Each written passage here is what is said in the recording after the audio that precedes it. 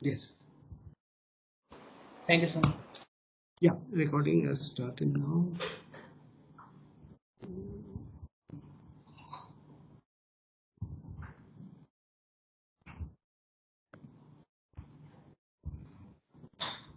I'll just show the syllabus first. You know the syllabus you have already.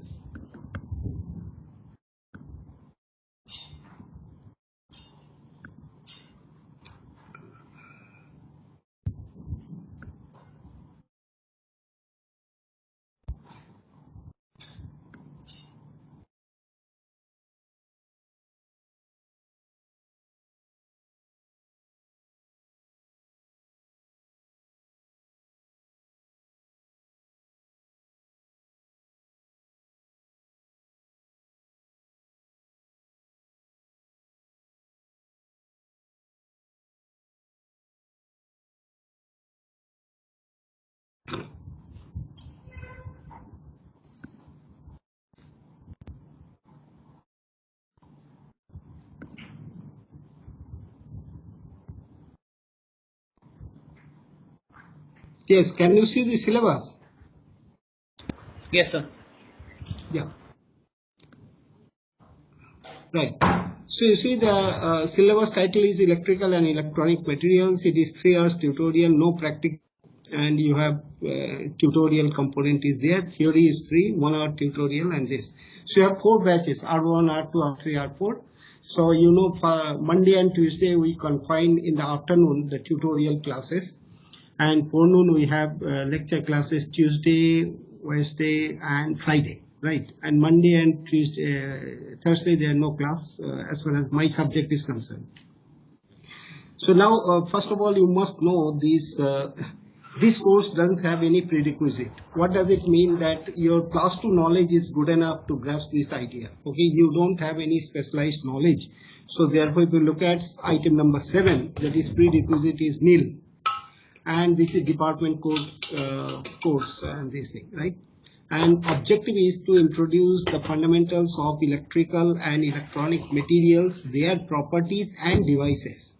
Mind it. So 3 things we must concentrate. One is the all fundamentals of electrical electronic materials and what are their properties, and when you apply these materials and their properties into a device for practical application, how the device performance will be.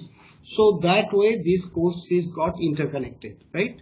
So this is what the 3 things will be delivered at the when you find this course will go on. Now, if you look at different modules, I think it has got about 7 or 8 modules. So 8, total 8. Everything is explained, you see, in the syllabus. First component is electrical and thermal conduction. Yeah, can you see the slide now? Is okay? Yes, sir. Yes, sir. So if you look at the first part is the electrical and thermal conduction. It is nothing new to you. Very fundamentals, you know, classical theory, what is the temperature dependent of resistivity, and what is the rule due to composition variation, temperature variation, Matheson rule, then phase composition, I mean multiple phases and all, then Nodham's rule, resistivity of the mixture, then Hall effect. This also you know the Hall effect. You have the current flowing, you have applied magnetic field, and then deviation of the charge carrier will take place, and you get a Hall voltage develop which is perpendicular to both the directions. So these are all first fundamentals, so that I will discuss, and this is very much applicable in semiconductor devices. This Hall effect, to know the the type of charges, whether it is plus charges or minus charges, and it can be also for this only one type of charge also we can find out the concentration of charge calculation, those things. These are very applied thing, you see, as far as the device performance is concerned. So we need to have those evaluation done. Okay. Then you have thermal conduction. You know, the electrical conduction is nothing but when the electrical charge or electric charge is moving. You understand? In presence of applied field, electric field, right? Now, and then that gives the velocity of the charge and the sign of the charge. So that gives you the what is the total current being flown per unit time, per unit area, current density, everything you can calculate. So these are all first fundamental. But how they are also connected to thermal conduction. Thermal conduction is when you have a temperature gradient from high temperature to low temperature. So the charge particles or charge carriers are driven, you understand? Not due to the electric field, but due to the thermal gradient from high temperature to low temperature. Suppose you treat electron. So electrons are carrying from high temperature zone to low temperature zone. So that is called thermal conduction. So essentially conduction is being done by electrical as well as thermal. Both these things are this conduction phenomena is responsible by electrons, you understand?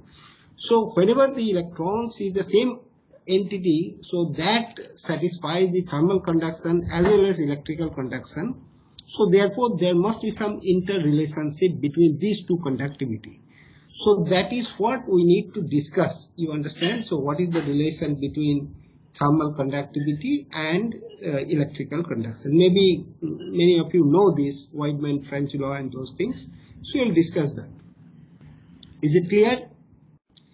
Now this we have to test it with respect to metallic case, with respect to semiconductor case, with respect to ionic crystal. That means the insulating materials, right? So all those things will be there. So that will give you the complete idea of the electrical and thermal conduction behavior of material. See, every material is not conductive by nature. So there are materials who are very high insulator. For example, alumina, Al2O3. For example, beryllium oxide. For example, say sodium chloride. Okay, sodium chloride is an ionic crystal.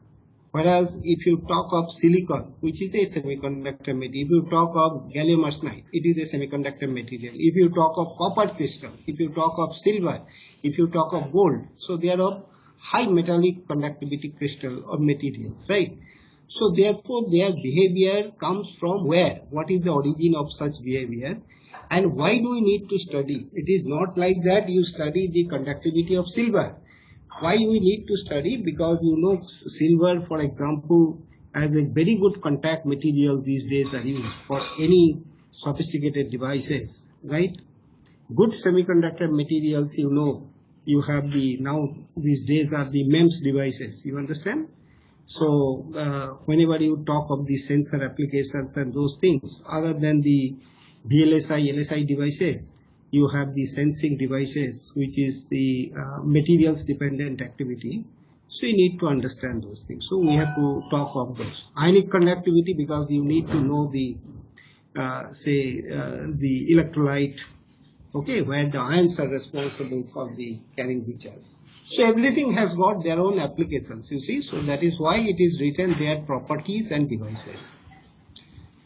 Then everything we cannot address in the first go. So we'll go one by one, and each topic may require a lecture, at least one lecture. So you can understand, like first block, if you take the classical theory, so that itself will consume a lot of time. Then we have a temperature dependent behavior. We have Matheson rule. We have Norden rule. Hall effect. So that may take about 6-7 lectures. So that's why the contact hours are mentioned sidewise. Similarly, you have the model theory of solids. Okay. So all Fermi-Dirac statistics, then Fermi energy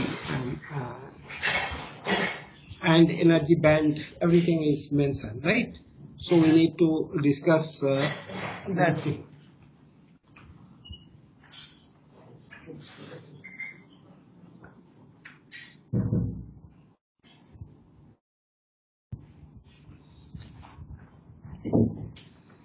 Is it okay? Do you want to say something? You have any comment? Yes? No. Mehul?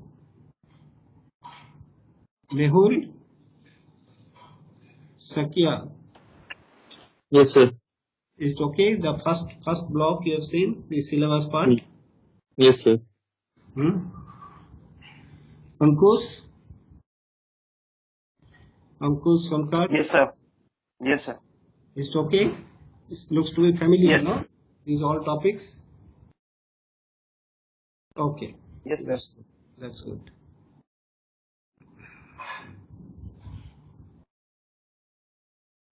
Yeah. So then you have modern theory of solids. We'll be discussing that. Semiconductors, intrinsic, extrinsic. We'll be discussing that. Then we have a devoted one. This is semiconductor devices based on the PN junction. Suppose the solar cell, solar light emitting diodes and those things. Many things we have to discuss that.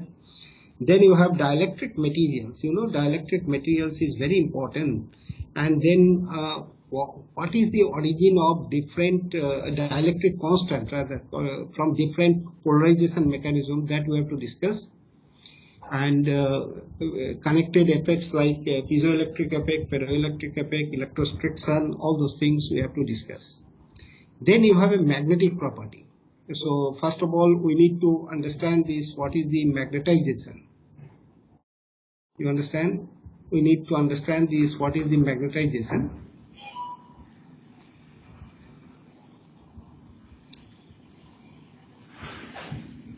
Then classification of magnetization like dia, para, ferro, antiferro, ferri, those things.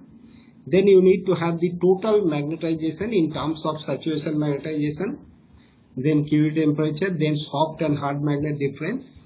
See, that terminologies you are familiar. Now we have to treat it more from the technological aspect. So that is the interesting thing we will discuss. You have superconductivity is okay. Then we have the optical properties, which is very important. You see the different optical devices, means windows and all.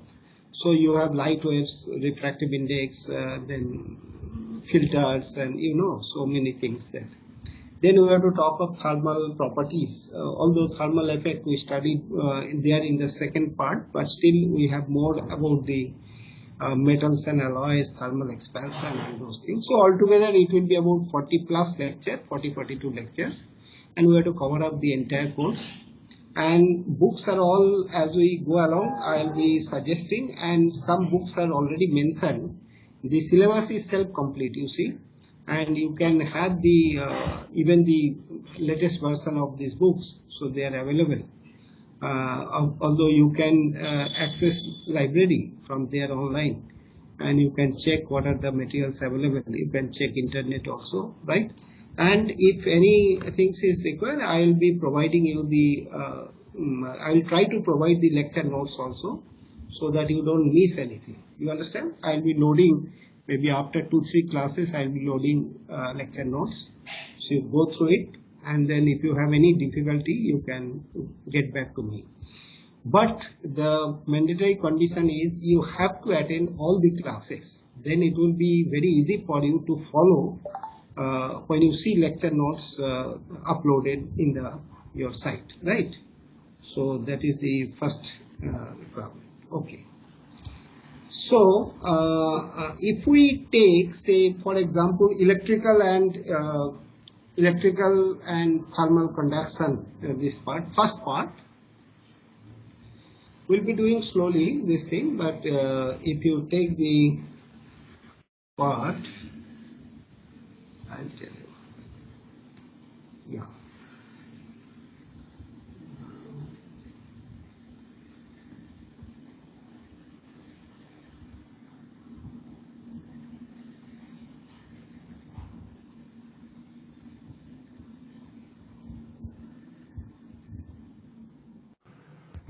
Sir, Yes. sir, which book do we have to follow? Yeah. Let the at least few lectures go, then I'll tell you. And the books are already mentioned in the syllabus. If you download the syllabus, you will find the 4-5 books are mentioned already. Suggested books, right?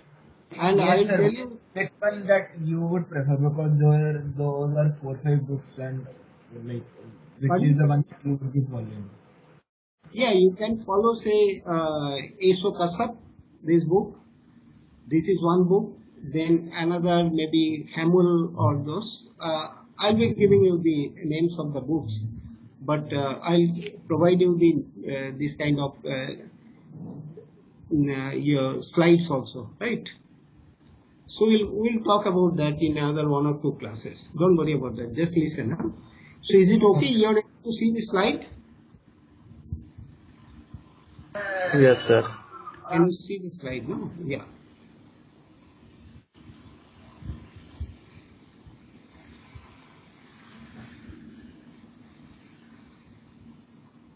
Yeah. Just a minute. Something is happening. Yeah, it's okay, no? Yes. So you can see that I have written the electrical and thermal conduction classical theory. Can you read? Can you read the slide? Yes, sir. Yes, sir. Yes, sir. Yes, sir.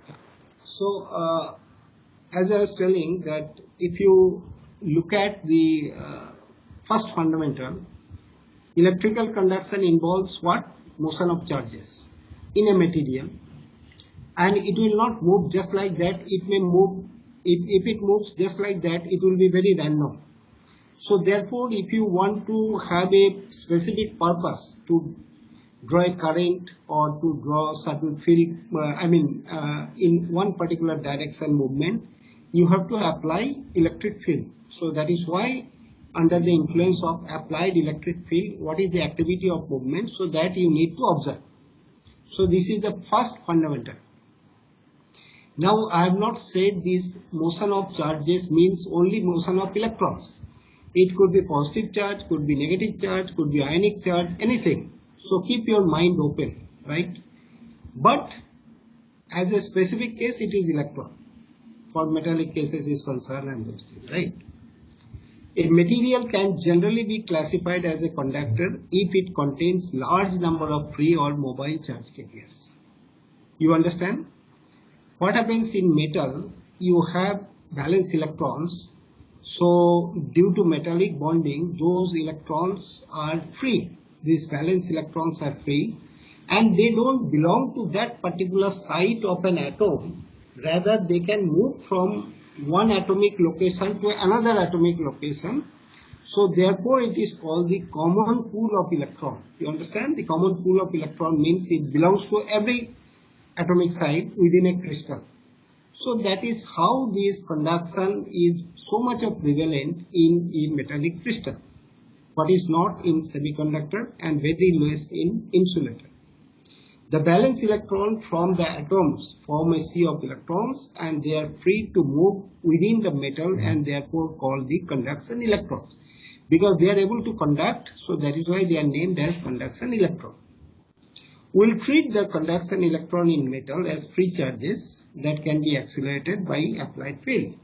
So what happens that if you apply field and positive, say in the left side, and the right side is negative, then what happens? So you are driving from, say, electron from right to the left, and all electrons are moving in a particular direction.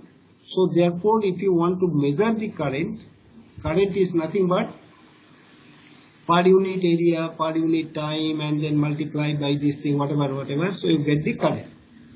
So in the presence of electron, the conduction electrons attain average velocity, and this velocity is called a drift velocity. Electrons by themselves, without even applied electric field, it will move, and whenever it moves, so there is a velocity. Velocity is nothing but distance movement per unit time. So that is the velocity. But when you apply electric field, so you are drifting electron in a particular or preferred direction. So that has got a separate name, that's called the drift velocity. You understand? Drifting. Drifting means basically in the flow. Along the flow it is moving. So that's how the drifting.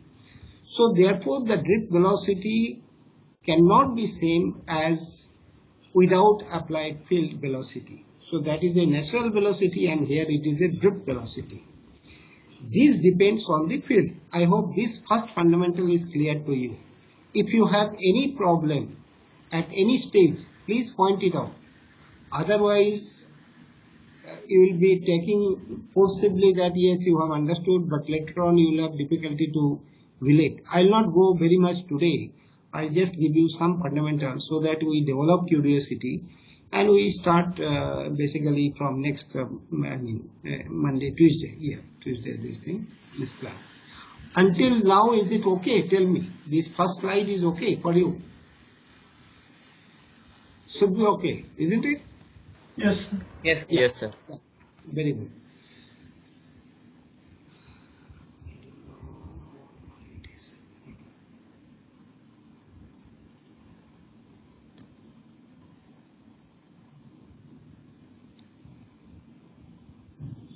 Yeah.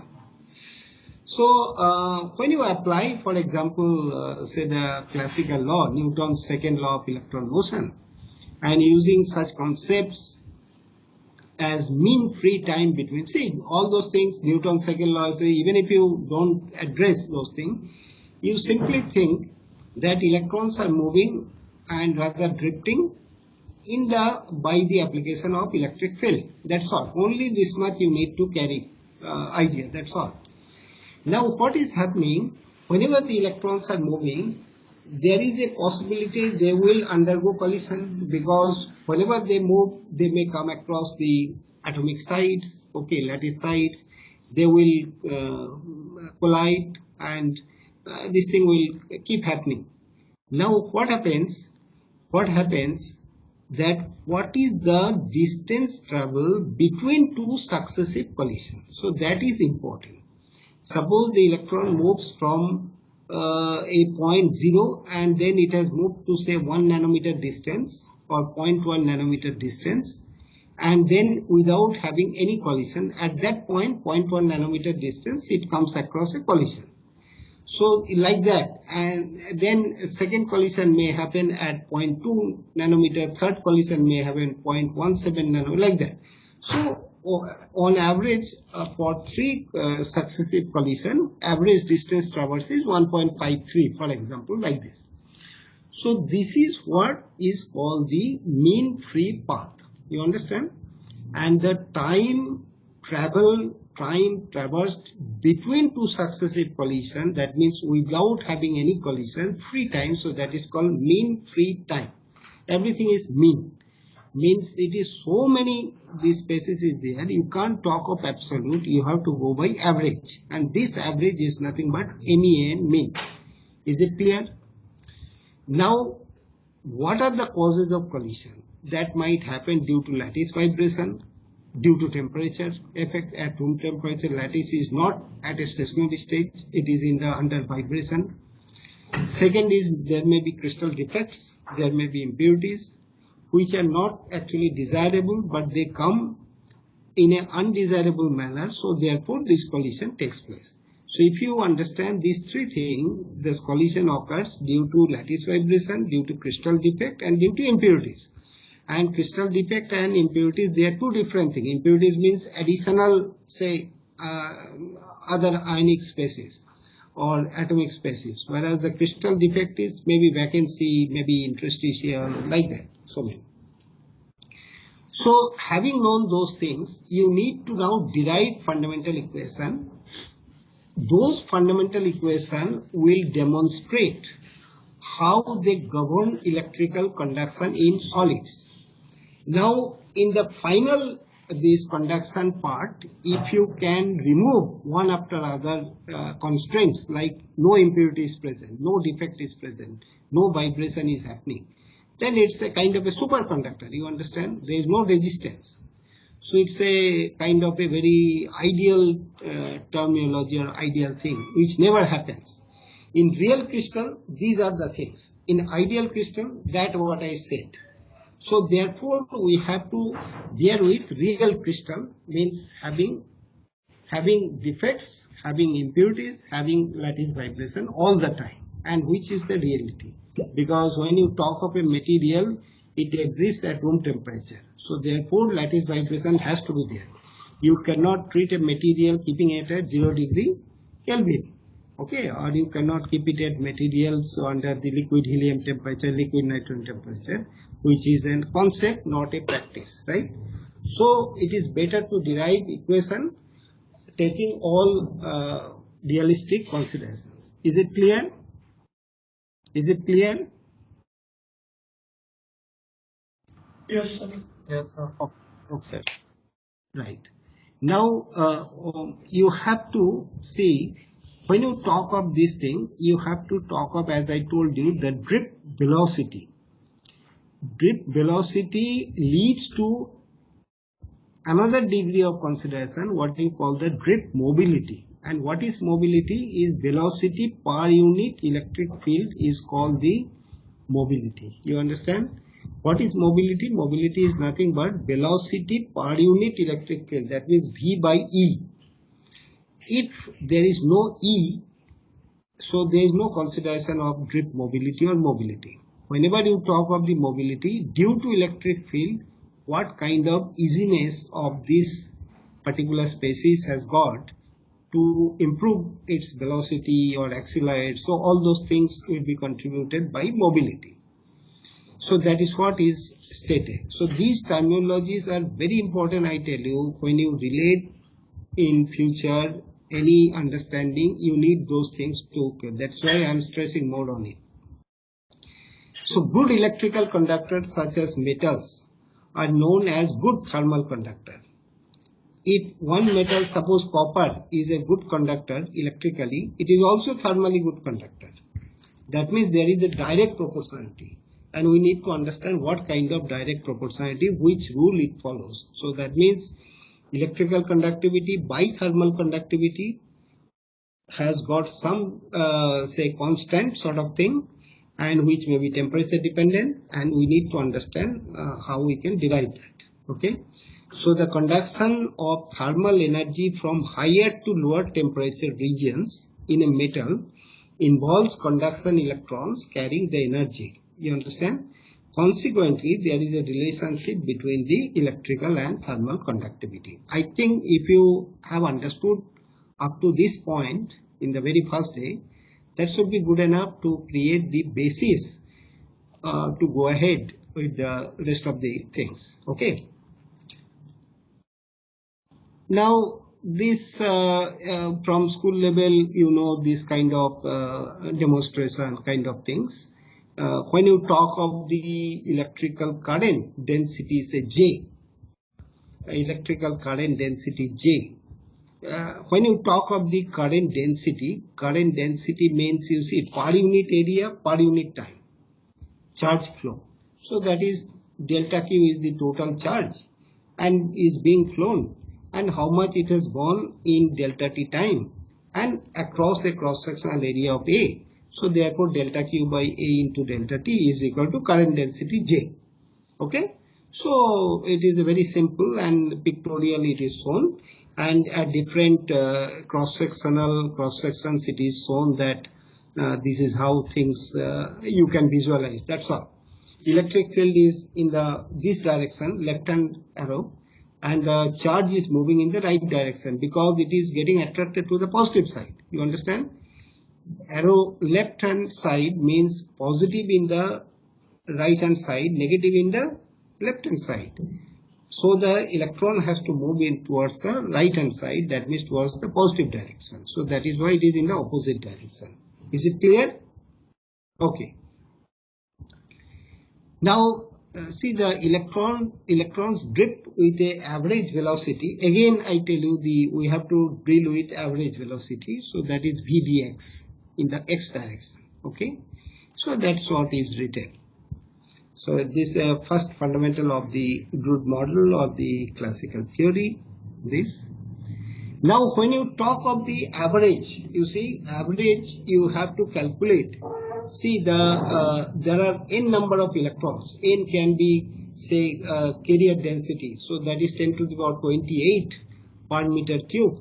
You understand? When you talk of the per centimeter cube, 10 to the power of 22, like that, some sort of thing. It's okay.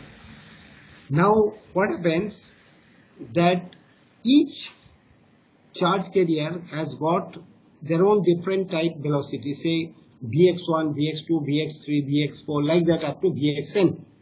So when you talk of the average, so it is 1 by total number into summation of this will give you the average drift velocity. This much is clear, average drift velocity. Now what you are going to do with average drift velocity?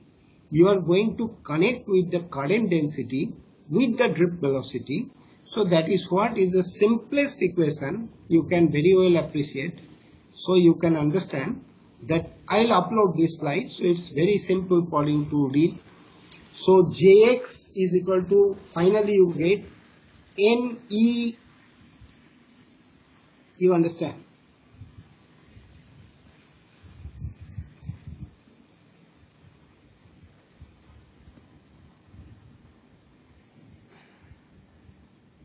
See what is happening.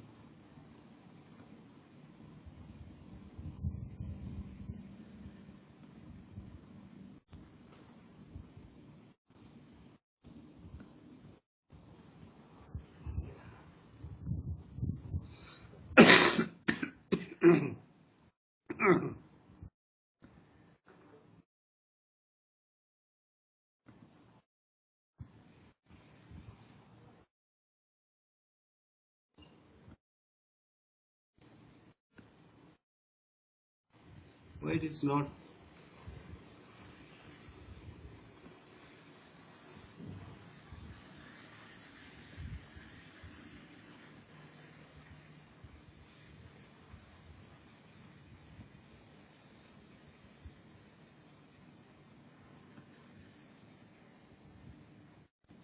You can see the highlighter.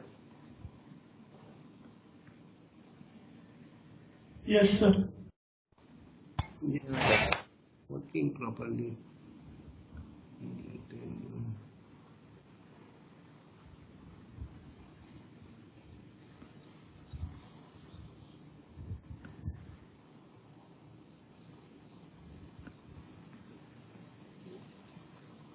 Yeah, it's not working properly anyway. So this out I want to mean this. So the average velocity at one time may not be the same as the average as at average another time. So therefore you have to take the time average. So this is why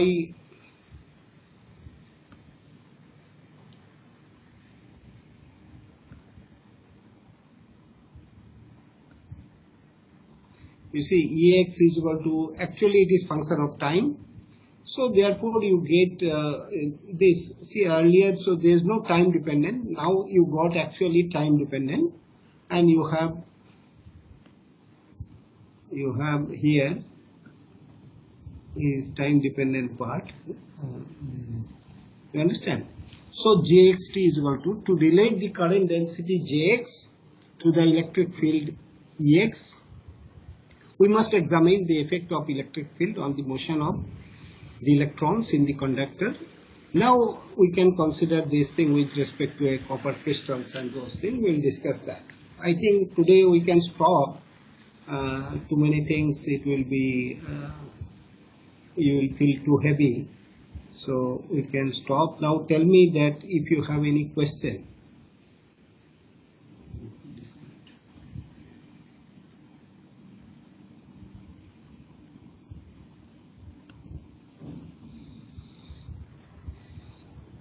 Yes, Tanisha. Tanisha, single. Are you there? Yes, sir. You have any question? No, sir. Or you have understood? Yes, sir, I've understood. Like some of the concepts were from previous, we studied in 12th. Exactly. Yes, sir. So, Paul Singh. Paul Singh. Are you there?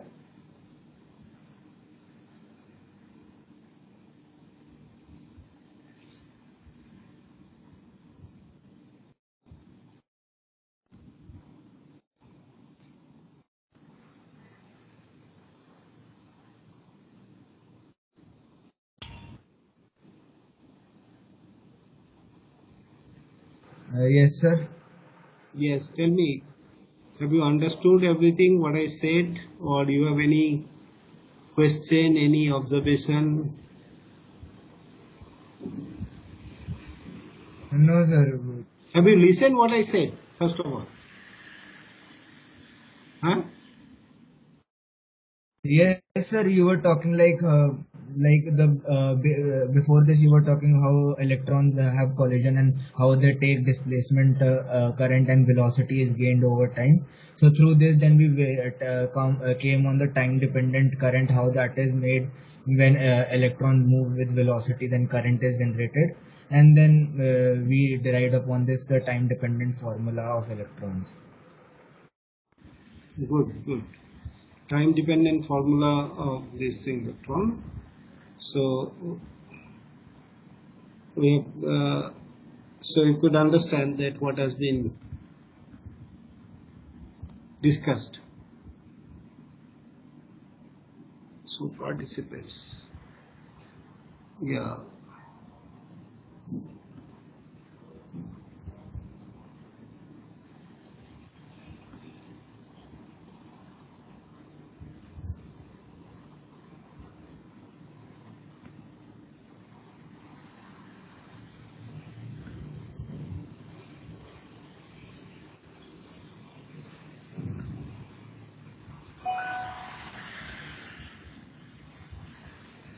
Excuse me, sir.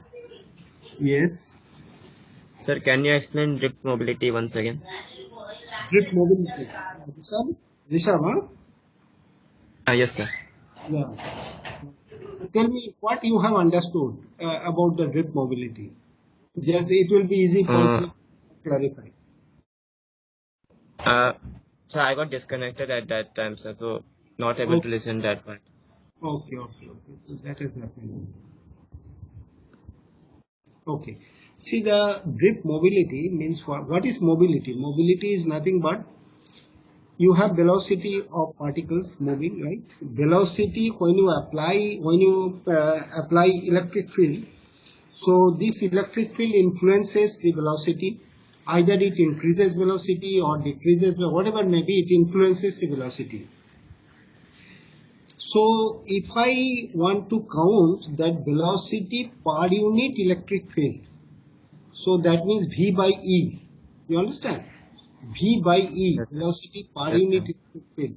See, the electric field is nothing but say 10 volt per centimeter, 100 volt per centimeter, or say 10 millimeter. So that is called the electric field, voltage by distance. So that's the electric field. So if you have the velocity divided by this electric field, so the unit will come, say the centimeter per second divided by what? Divided by volt per say centimeter. So that means it will come centimeter square volt dot second. So this is the mobility unit. You understand? Now drift mobility is nothing but that whenever you apply electric field over and above the movement of the charged particles, they will be drifting them towards a particular direction. So therefore, whatever mobility will be generated at in that instant, so that is called drift mobility. You understand? It is like a flow. If something is fallen on the flow, surface flow of water or something, it will move in the flow. Okay, what you call the down the flow, not up the flow, down the flow. So it's like this. So that's called the drift velocity. And whenever you measure the current and this, it is with respect to electric field only. You have to apply the electric field across between two end points of the conductor, and you need to measure the current. So it is all actually drift phenomenon. Is it clear? Yes, sir. Okay, so you just read. I'll be uploading here. I think if there is no other question, I think Rishabh, you can mute. So if there are no questions, and we can stop today. Is it okay? Yes, we can sir. stop today, and we'll meet again on Tuesday. And I'll send you the meeting link and all. Right. Okay, thank you, sir. Okay. Bye. Thank you, sir. Thank you, sir. Thank you, sir. Thank you. Thank you, sir.